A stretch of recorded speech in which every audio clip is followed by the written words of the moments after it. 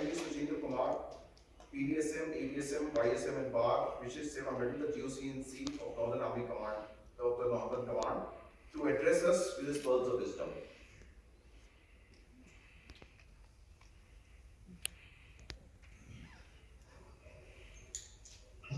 Good morning. Am I audible? Yes, sir.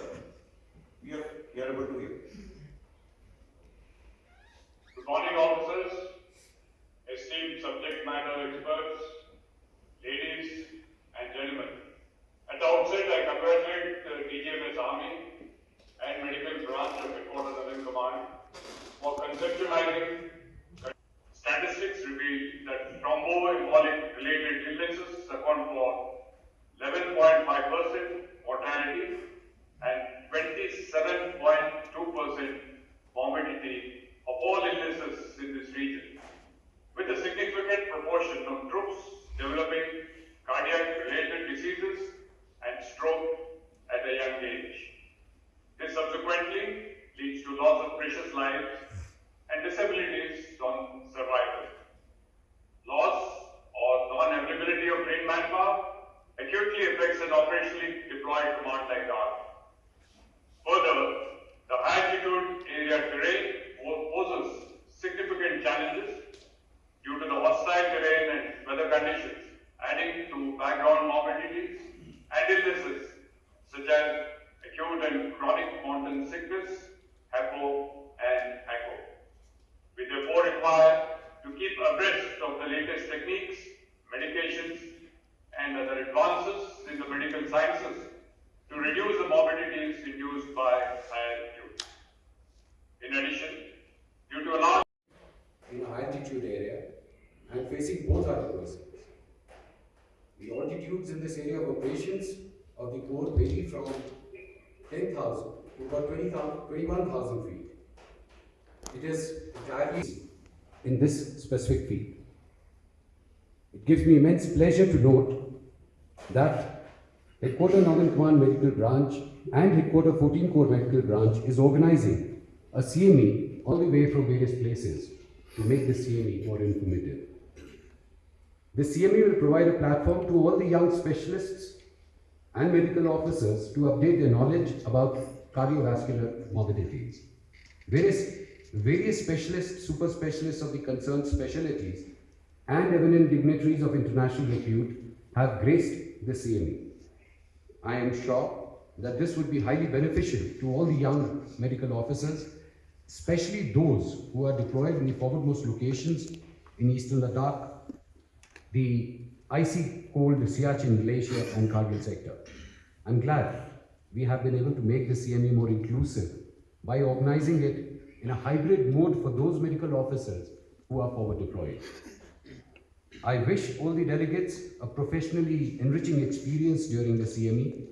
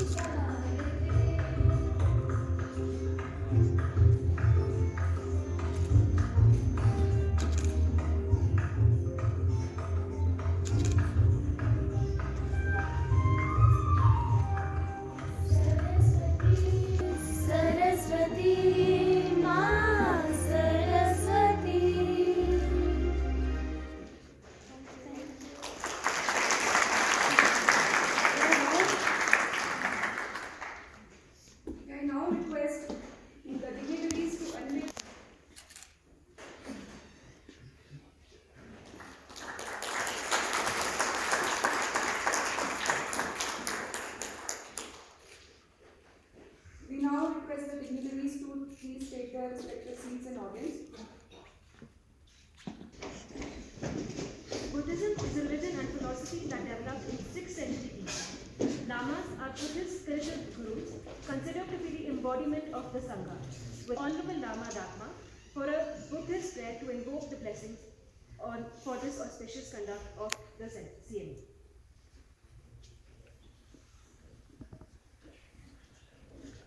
Songe jodo zoge jonamo jojo gordo toni gyozu doge junzo gide zonange dolo beje zange gubojo tumbo junde de holo gyo ganame ko dadami nange tumbo sange junde de begyo jagyo tubala cha zaro jodo gyozu 원제 동의 조교 아버지 순환 내와 진이 결하자 진정 진이 다외저 세도로 결하자 그도께로 세도 스마제 님이 계제 결하자 공부 투제 지도 계셔하자 너베도 저도 예외마도 제도 도단 주교 시교 절하자 너는 너베로면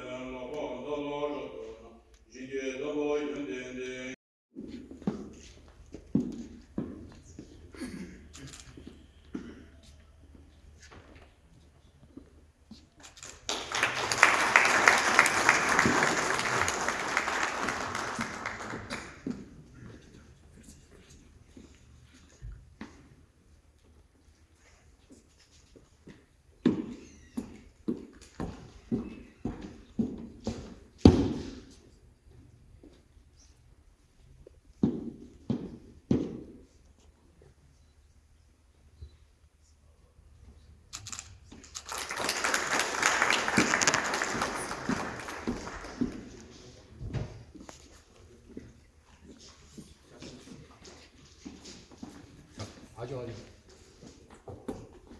hello भाभी very good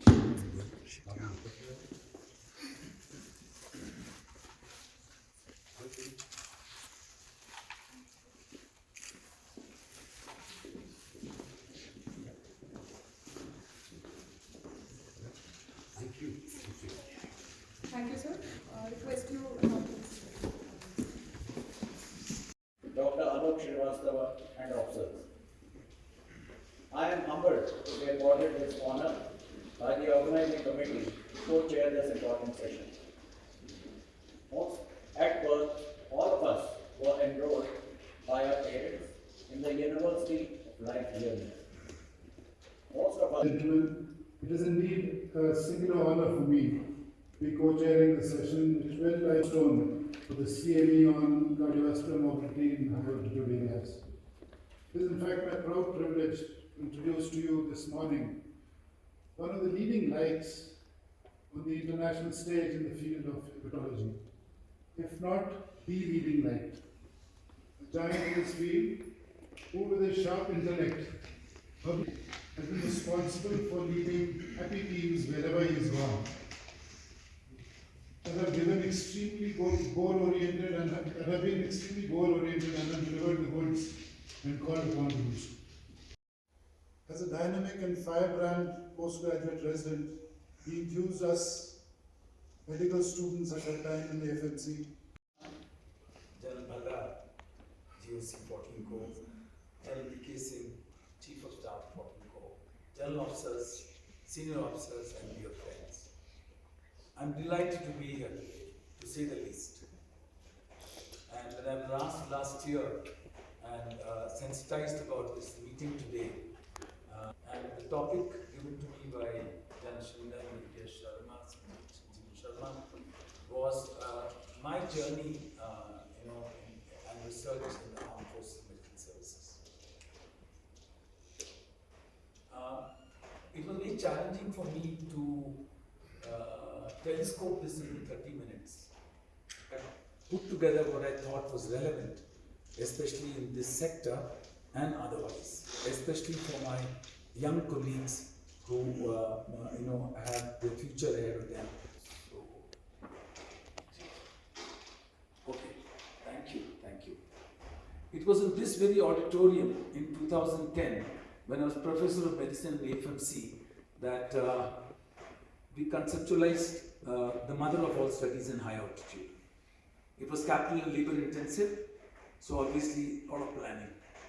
And General Naresh Kumar was are officially DGFMS, and General S.K. Singh from Gurkhas was the Corps Commander. The immense support we got from the Corps, I cannot express in words, all through. Thereafter, we obviously, launch ourselves into various aspects of research. My journey started as an MBBS student, which I call as my Janma Bhumi, that's FMC, as early as 1973. Next slide. As a young specialist, I was sent to Binjan, which is in Arunachal and Upper Assam, part of then Tudev, and we were involved in Op Rhino and Op Bajrang, which taught me a lot of nuances of soldiering and how to handle a soldier in pain and in disease. A lot of tropical diseases, all the pernicious syndrome you can think of in malaria, we saw it. Next slide. It generated a lot of interest, but then we have to select a subspecialty. I chose hematology. Next slide. The reason is, during my MD days, I found that most of the leukemias and other disorders were fatal, and the curative part was missing. So there was huge scope of work. Number one. Number two, I found it was a meeting ground of many subspecialties. And to say a few, immunology, transfusion medicine, genetics, all the liquid tumors, lymphomas, leukemias are managed by the hematologists, so oncology. And the so-called sometimes benign disorders, which are not really benign. So you can see it's the meeting ground of many subspecialties really. And of course, last but not the least, bone marrow transplantation and cellular therapy, which today I think occupies a niche area in all types of medicine. Next slide. Then I went, there were very few centers offering hematology in our country, and the armed forces said you can do part of it in India and part of it abroad. So I chose CMC Vellore, a prestigious college. We have Professor Alok from there here. I spent a period of time in my fellowship there, which equipped me, and thereafter, I being an adult internist, I had to get some things in pediatrics, to start a center, 30% of our patients for pediatrics. So I did a year in Madras Medical College in the Institute of Child Health. Can I have the next slide? And with this, equipped with this, I came back, to Delhi. I was posted to Army Hospital Research and Referral. Next slide. So this is what I call my Karma Bhumi, because this is where I did most of my work. And actually, I will take you through that. Next slide. This is our department. We started the department in 1993, and obviously it's grown over the years. And there are some people here, from our department who worked very hard, right from Brigadier Sanjeevan, Colonel Uday, and many others in this sector who have been part of this growth and this journey. And I thank each one of you for it. Next slide. Then I went to King's Hospital and Stanford. The Army actually told me you can go abroad for a period of time to bring back what you think you need. And I did that. Thank you. Next slide. India was catching up. We were behind by a few decades, and Tata Memorial Mumbai launched its transplant program in 1983, soon followed in 86 by Vellore and by AIMS New Delhi. And we, in the 90s, started our own transplant program. Thereafter, it's really taken off, and today we are still growing, 115 centers plus, and that has been a growth story, all right. Next slide. In the armed forces, we were not to be left behind. RR having been established, all our command hospitals have a center, and most of them at PMT. We set this up in the Air Force and the Army too. We have now 7 centers. I would say easily the largest networked hematology and PMT centers in our country, with a large number of hematopathologists, hematologists, and paramedics trained in this domain, which is not easy. It takes a long time to train because it's a very niche area. Next slide. So what was our research in AHRR? We concentrated on service-oriented, requirements. That is our aim. You can always spill over, but the main focus should be on our soldiers. Next slide.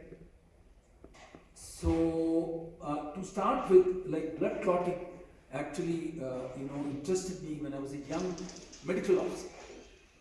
In 1978-79, I was sent to Lahore Spiti, to Dogra Scouts in Samdu, low priority sector. That when the battalion was under an area command, to just tell you the priorities. But we were on the Tibetan border at 17,000 feet, and I started seeing cases of DPT. That was fine. DPT was more. This we published.